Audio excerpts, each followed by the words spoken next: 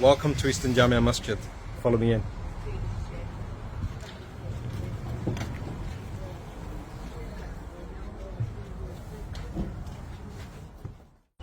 Come on through. As you can see, the beautiful decor on the wall, all designer pieces exclusively designed for this masjid. MashaAllah, beautiful mirror on the side. All the carpets have been specifically designed for this masjid, MashaAllah. So, and we have a beautiful skylight, lets a lot of natural light come in, and you'll see there's electronic openers on the skylight, so it's not too much of a hassle to open them or to close them.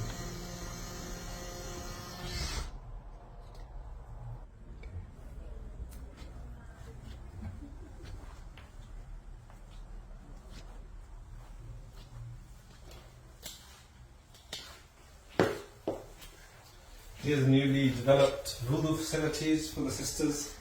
So really well designed, ergonomic, and use of very easy to use wudu facilities.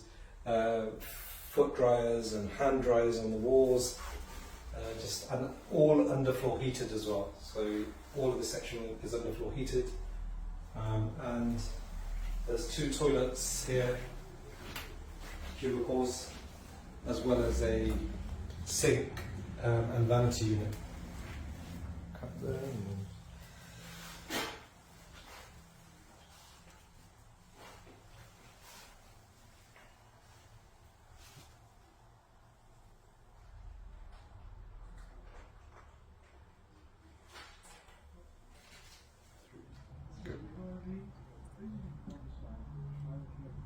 So we've kept these pathways and hallways and entrances really large, because the mayyit will be coming through here as well. And so when you have a large hallway, to decorate it and keep it kind of looking good is a challenge. So if you come through here, you'll see what we've done. You can see these kind of arches, the square decor pieces have been specially designed to welcome the sisters, and obviously to decorate the space. Alhumdulillah, I think they worked really well. I had them designed in Pakistan. I had the builders build the frames here, and we put a bit of background to them as well, so that any kind of misdecoration can be disguised in them. But Alhamdulillah, they worked really well, and I put some pictures up recently, and so many people are interested in how we did it and where we got them from.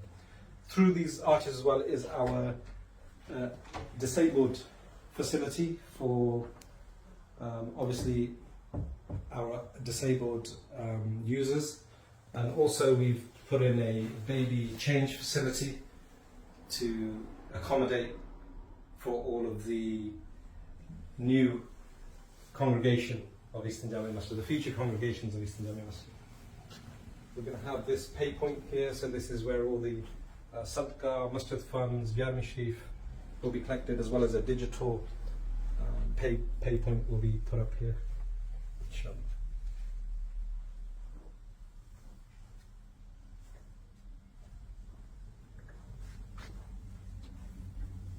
So this is the main hall of the masjid. This is the main sisters' hall downstairs. For years, sisters were not accommodated in the best of environments in the masjid because of the limitations.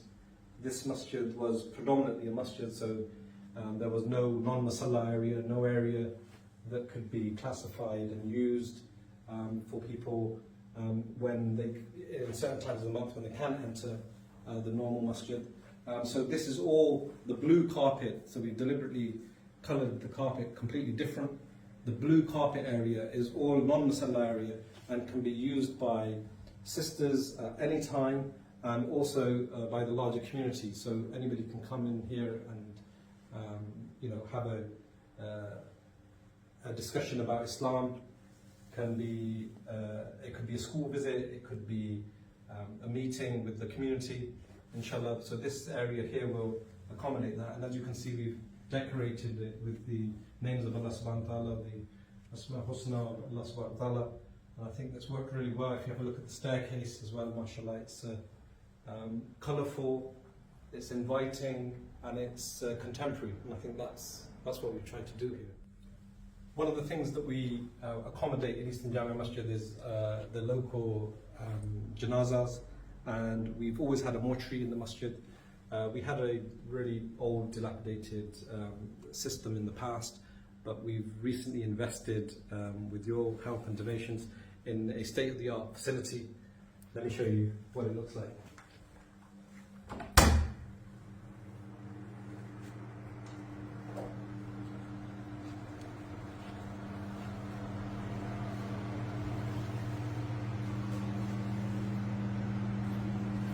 So this is all top of the range equipment. All of this is underfloor heated. Really top class stainless steel material used that doesn't harbour germs and bacteria. The ceiling is all waterproof and insulated. The floors has a purpose-built drainage system. The lighting system, the hexagonal lighting system, is very new and accommodates mist and moisture. We've got some units here which will obviously have all the essentials of the ghusl in them. But the main thing, this table is state of the art. It has a non-return valve which doesn't allow water, polluted water to come back again.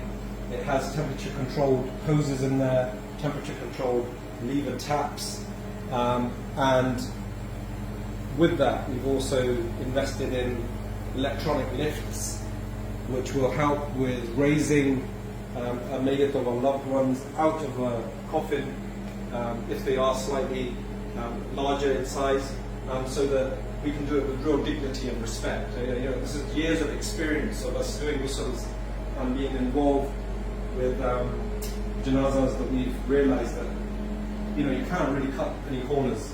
It's got to be the best, because when somebody passes away, it's the most important time for the family, and we have to accommodate them. And this is our way of accommodating and making sure that people are looked after at the time of janazah. It's an awful time anyway, and to make the experience better when they're doing the ghusl, I think just helps.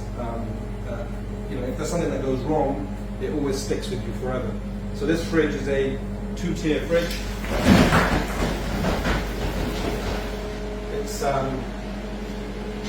It's a side roll system. So the tray goes onto an electronic trolley in the middle. We will roll the tray onto the electronic trolley, and then the trolley is wheeled next to the table, and then either using the lift or without the lift, you just roll the body straight onto the table.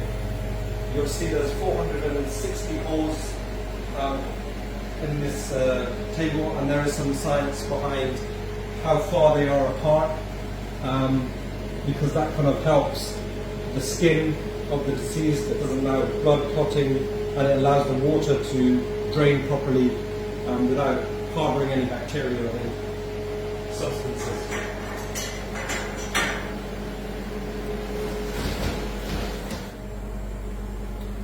So one of the things that is quite important when you're doing the ghusl is that keeping the dignity and the shroud of the deceased, making sure that the sitter is covered. And sometimes you can have an imam who's not part of the family, or somebody advising on the janazah, the funeral directors who are not part of the family, and the deceased is lying here. And so to cover the sitter, this is a sitter cover that's specially designed for this table. And you basically put the shroud on top of this. It could be waterproof. It doesn't have to be waterproof. You can dispose of it afterward. It could just be a piece of paper, temporary paper, and you can put your hands through and do everything you need to whilst keeping the deceased mother, father, brother, sister covered all the time. So, as I said, it's all about dignity.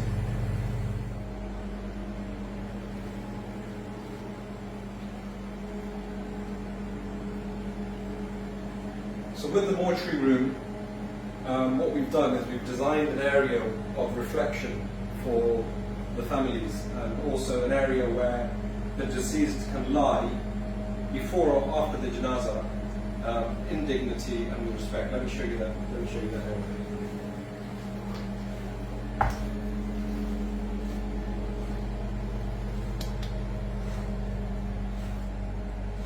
So this area is behind the mihrab of the masjid, behind the mimbar and mihrab of the masjid. It's non-mashAllah area.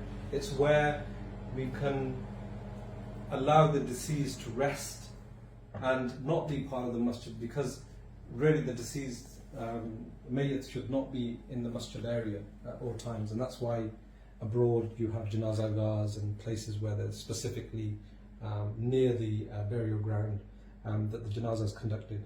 And so to accommodate that, obviously we can't have such a big janazah gar in this country, so to accommodate that, masjids should invest in non-mashAllah areas, and this area for us has provided that space. It's behind, so we designed the front so that it steps forward 3 safs, and so potentially we could have the janazah straight from the mortuary on this table, lying in rest, with the imam doing the janazah, with the family standing behind, and you know, it will mean that the community is behind those doors and the family is here, and the janazah is held with respect. And then when people want to view the face, they can come in through one darwaza, through one door, and they can leave out the other. So there's purposely there's 2 doors here. And at the same time, this area also means that those 2 doors could be permanently locked, and nobody from the congregation comes in, and the family, brothers and sisters, can mourn together. They can, you know, stand by the mayyit for a while. They can reflect and they can hold hands. Anybody that's lost anybody from their family will know that that experience of us when we lose someone, and you know, we can't accommodate in our homes, and there was no real space to be able to reflect together and to be together as family. And I think this area here, inshallah, in the middle there, we're going to have the janazah dua. Again, it's been decorated with some low lights, so in the evening you can turn the lights off. And you know, I think this area will be it'll be well used, and I think it's going to be really appreciated by all those people that lose a loved one, and especially those that have already loved and lost someone, because they will realise that what a asset this area is going to be to the congregation of Easton Jamia Masjid. So as I was saying, this is the wall that divides the masjid from this non-mashAllah area, and let me show you the front of the masjid in context to this area.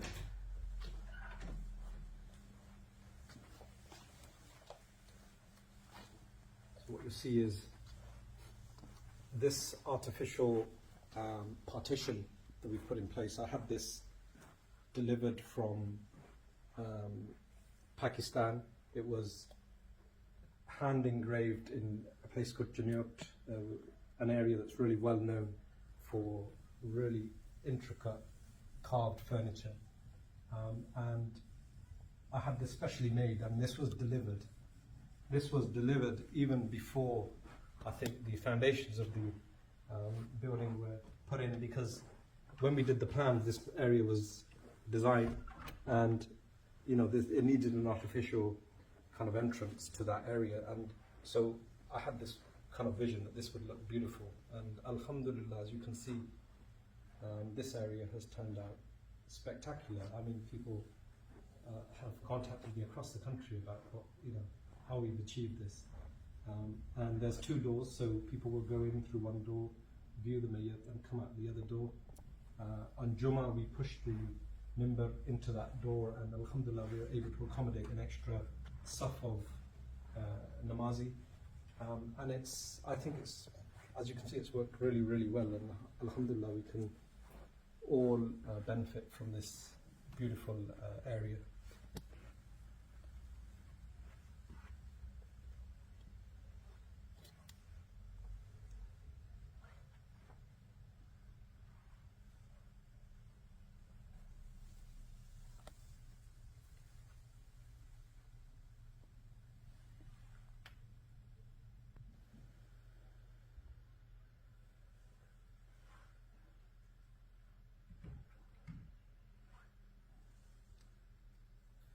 So you can see this beautiful, intricate design. The intricacy is just mind-blowing. If you have a look at how much detail and how much work has gone into this to engrave. And so to do it justice, we have to paint it properly. And we've got local artists who are painting this. The job is still ongoing, but it's going to be really beautiful when it's finished. And they're doing it one piece at a time. And you know, they also spend days here in the masjid and are really inspired by what we do in the masjid. But Alhumdulillah, it's you know, it's become a community kind of project just to paint the front of the mihrab area of our masjid. So in 2017, as you know, we redeveloped this section of the masjid, and at that time this was a huge project that was going to take the masjid into the 21st century. It was going to accommodate the new congregation. At the time we had about 200 capacity, 300 capacity of the masjid. And now, you know, with the 2017 extension, it grew to 600 capacity. With the new extension, mashAllah, we've got another 200 on top of that. So, you know, we've got about 800 to 1,000 people that we can fit in this masjid. And to make sure that we're a building that, because we are a building that's talked about across the country now. Alhamdulillah, we've won some awards. Locally, we're known as one of the most inspiring architectural buildings in the city. And so obviously it's important to be thinking about our carbon footprint.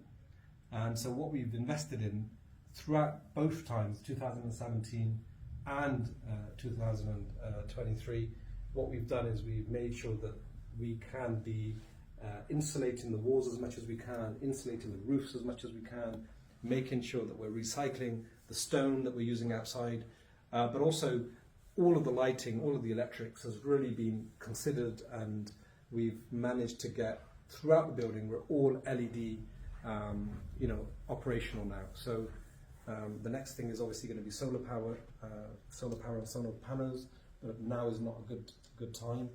So we're waiting for the right time to be purchasing them and investing in them. But Alhamdulillah, all of our building is now lit by LEDs, and I think that is a huge achievement, because we were a building, you know, the building is 1880 it was built, and the electrical system was as ancient before we redeveloped it.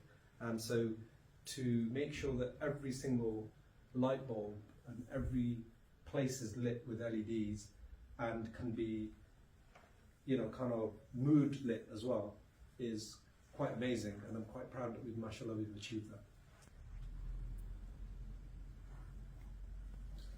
So you've seen the existing building, you've seen the downstairs developed section. I'm going to show you one of the most beautiful developments that we've done in recent times as a community in Bristol, I think. And that's the upstairs of this section. So let's do that.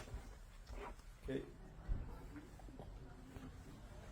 So I'm going to take you upstairs into the new section that we've made upstairs for the female congregation, for the sisters.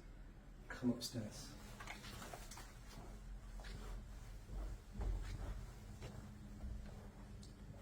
So it's a nice wide staircase. We have lighting in the staircase. We have a beautiful banister, stainless steel, and the intricate design on the glass, the banister, all safety glass. And as you can see, all of the walkway is lit by LEDs.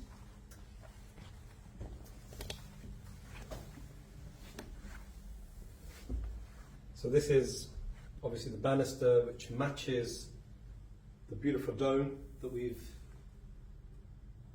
you know, it's one of the most beautiful domes I've been told across the country. People have contacted me to say that, wow, how have you done that? And it really does work in this space.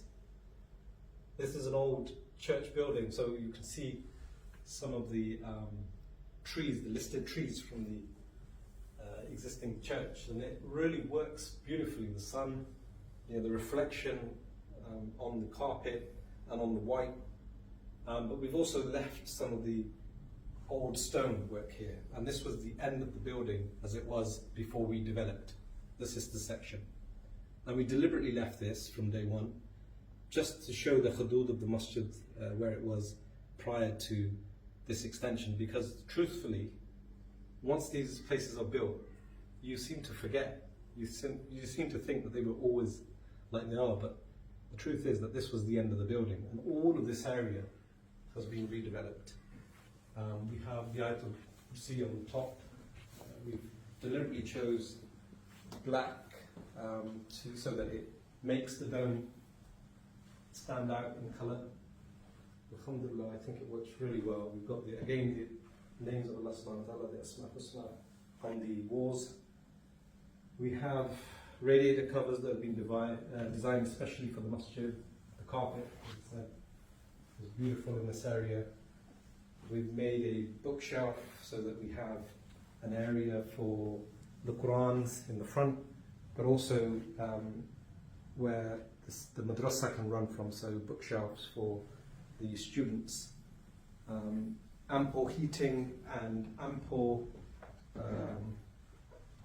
kind of ventilation in this area. So all the windows open, there's a door on the other side that opens, and there's radiators here. It's worked really well, alhamdulillah. As you can see, it looks beautiful, it's contemporary, and I think it will meet the needs of the future generation. And in between, between the male and the female section, we have a purposeful divider, and this has been another thing that we designed ourselves so that we can push it back and open it so that if ever there was a need, we could use it, the men could use it, but also the women could extend their congregation as well across. And alhamdulillah, as you can see, it works really well. It's a little bit of engineering we put together to make sure that there is a foldable system between us. There's a door on the front side as well. And alhamdulillah, this now completes the renovation of Easton Jamia Masjid. This is all possible because of the generous donations of our community. It's possible because of those individuals that spent their money and wealth at a time when there was no money and wealth. They spent their money and wealth on establishing a masjid here. So the whole credit goes to the community and to those elders.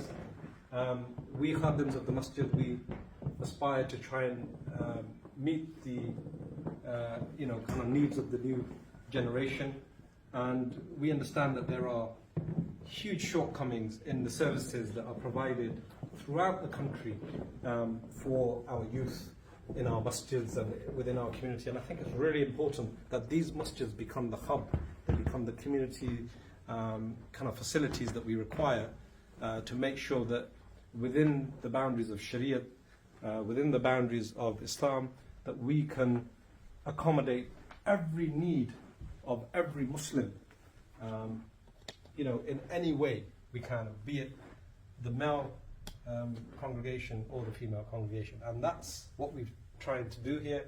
And inshallah, I feel that the facilities are, the facilities are here now. And the next effort has to be about engaging with the future generation and making sure that people are users of the masjid and that they maintain these places and that they make sure that they're populated with Muslims, and that the message of Islam can also be kind of spread through these beautiful places. The dome on the front of the masjid has meant that a lot of people now know that this is a masjid. For many years people did not know there was a masjid here, and now people know it's a masjid. They walk in, they deliberately walk in and ask questions about Islam. So it's up to us to spread the word of Islam, and that's what these masjids are here for. And inshallah, we look forward to being able to serve the needs of the Muslim community for the many new Muslims that are coming into Bristol, but also the existing Muslim community and our future generations. And so this building, hopefully, inshallah, will be able to inspire the message of Islam for future generations.